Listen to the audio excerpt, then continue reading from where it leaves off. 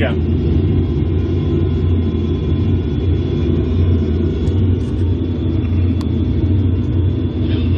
Most olvastam nemrég egyébként, hogy nem lehet megközelíteni, azt hiszem 3 mérföldes körzetben kell a gépeket elkerülni.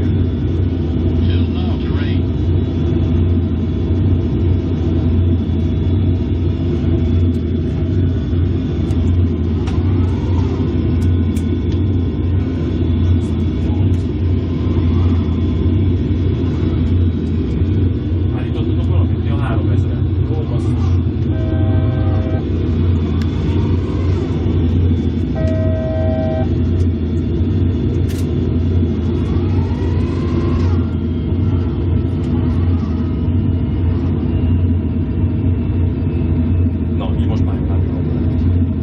Egyébként erről a skinnerről csak annyit, hogy 15 000 épületet modelleztek be, ha jól emlékszem.